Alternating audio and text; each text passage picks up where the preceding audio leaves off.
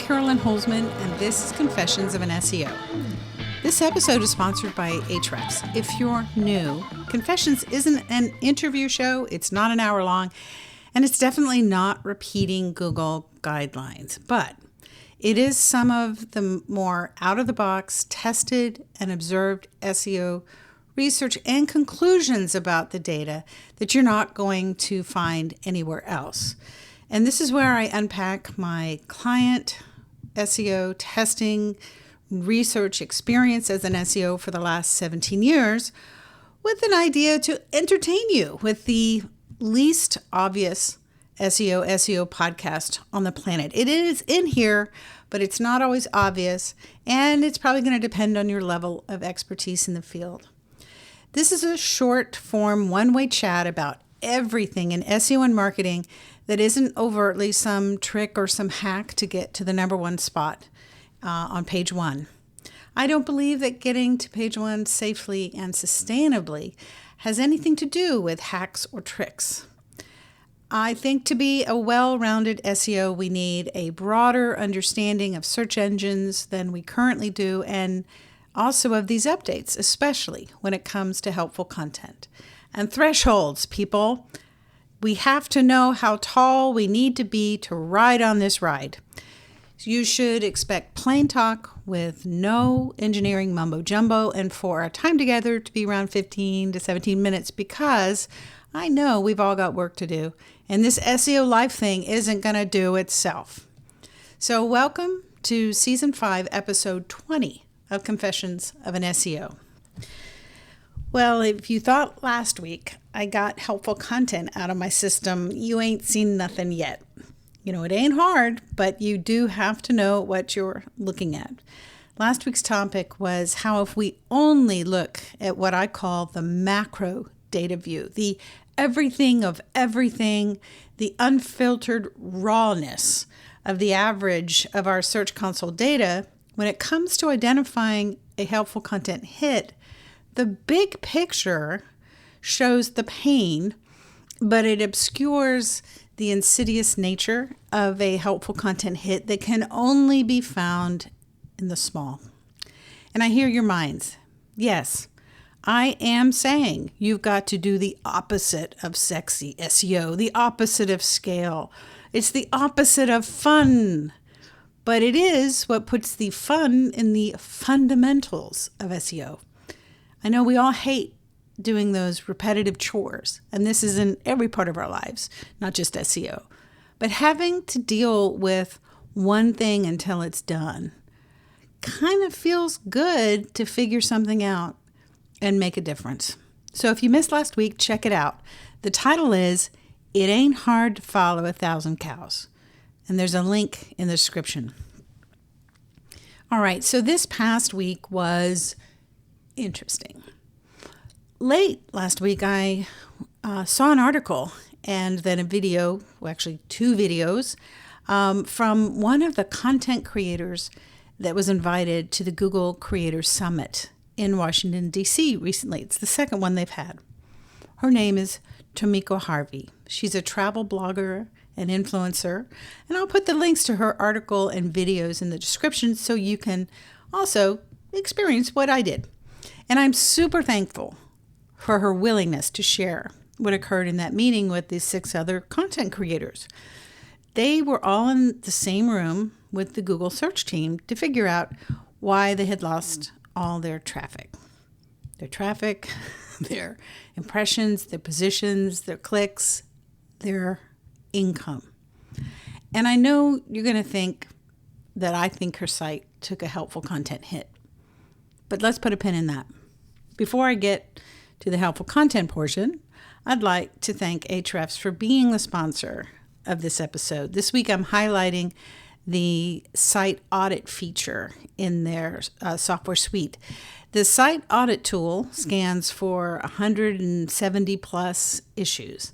It can actually execute the JavaScript for those JavaScript heavy pages, combining features like indexability based on the tags on your site, page load speed, duplicate like pages that have the same title, description or H1, but they also have one that checks for the content, whether it's duplicate or not.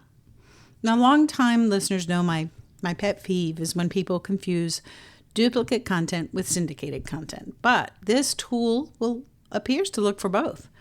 And it looks for bad duplicates, pages with duplicate meta tags, but different canonicals. Not a good thing. And you do want to find them, and you want to find them quick. Now, this audit ability comes in every Hrefs plan.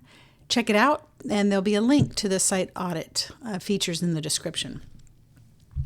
So like I was saying, I was reading Tomiko's blog, and in the movies, when something monumental happens and that person has an emotional response, and it's communicated in film by like a special effect in which it's kind of like their whole world just sort of fast forward and disappears and everything goes silent, and you just see this look on their face.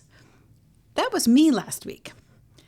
As I was reading her article, there it was in big letters. Your table of contents might be hurting you. Holy cow. I had to take a breath. So now we know that Google knows, but let's keep it in perspective. This was revealed to 7 people in a closed-door private, no-camera meeting in D.C. Yeah. So, and I'm sure this is paraphrased, but it's clear table of contents came up. But wow, I would have loved to have been a fly on that wall. Not that I'm counting or anything, but this is now the second time when, based on site performance data, I came to an unlikely conclusion on the cause of that sharply downward site performance. And I shared it publicly. And after I shared it publicly, Google itself came out and confirmed my conclusions. Not that they meant to. I'm not saying that. But here, ladies and gentlemen, we have some confirmation. And I've talked about this before, so I'm not going to beat the canonical and jump links to death. But in our industry, we don't need more evidence that basically we've come to a gunfight with a sword, a la Indiana Jones style, and we're not Indiana Jones in this allegory. The loss of 95% of someone's income, not just those who were at the conference, but there are literally hundreds, maybe thousands of businesses that lost their online income. Google didn't intend it to happen, but it happened, and they've had 13 months in my eyes to fix it, and no sign at all of any interest in doing it. Now, getting back to Tomiko's observations, clearly the message was, don't use table of content plugins because they confuse our bots. Just write clear form, use good headers, and you may want to remove table of contents from your site's pages. Now, I bet Google isn't going to have to deal with a double disclaimer when they tell people privately to take off table of contents. Because, well, it's Google. But for one, or I would say this is kind of where I sit on this, I do not think it's fair for online businesses and this is as I see it, through no fault of their own, get pummeled by the helpful content updates because the classifier or the set of rules that, they're written in software. I don't care what you call them. It's the things that make the sorting judgments.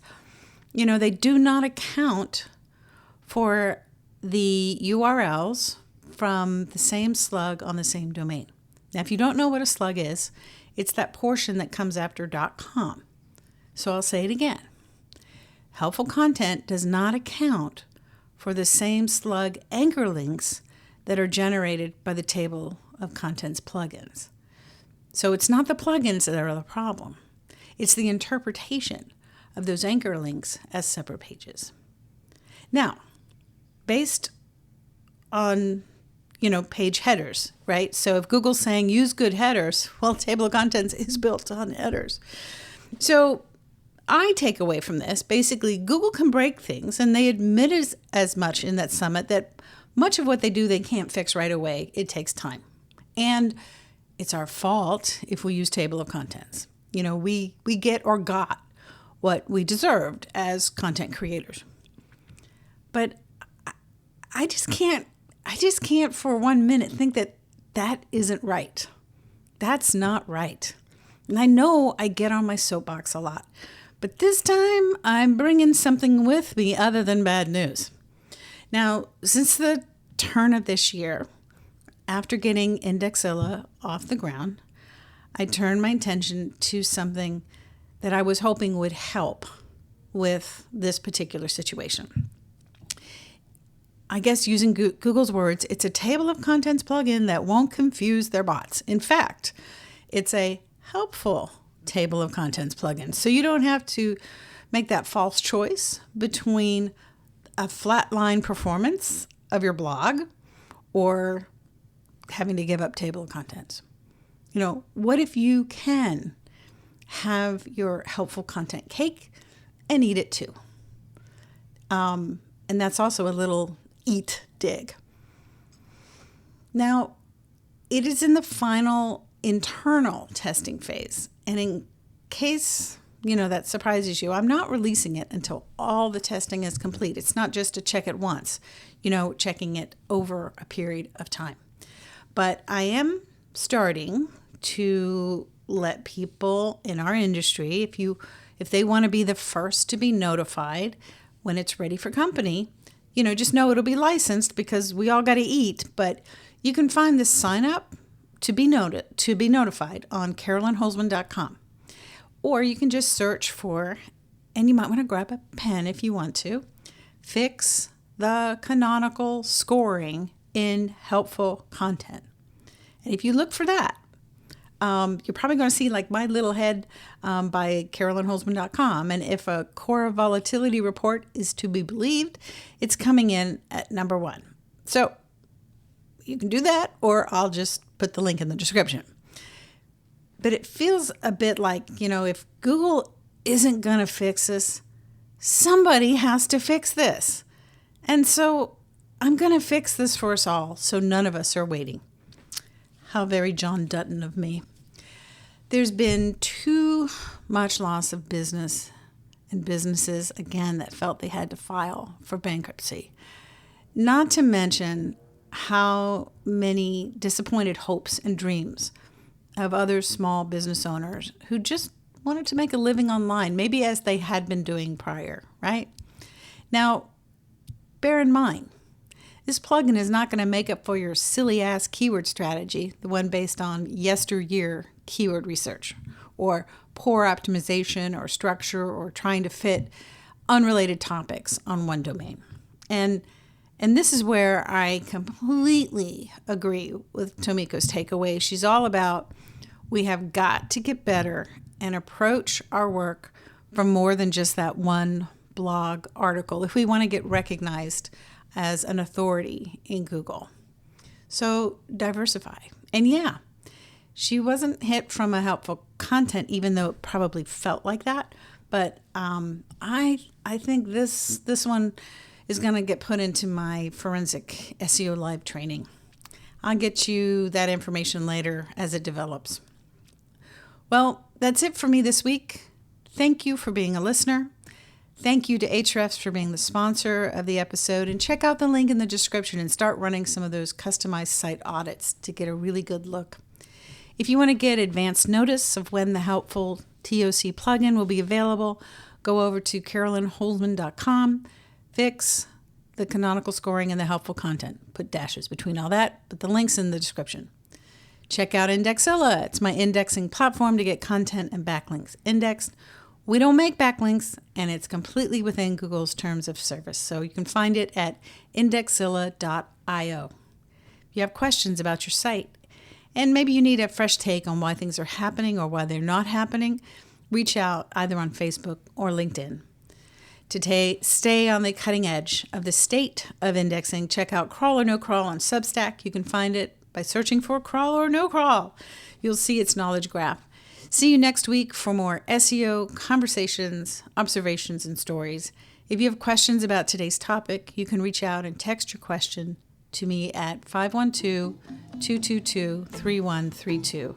Thanks again, and until next week, I'll see you in the SERPs.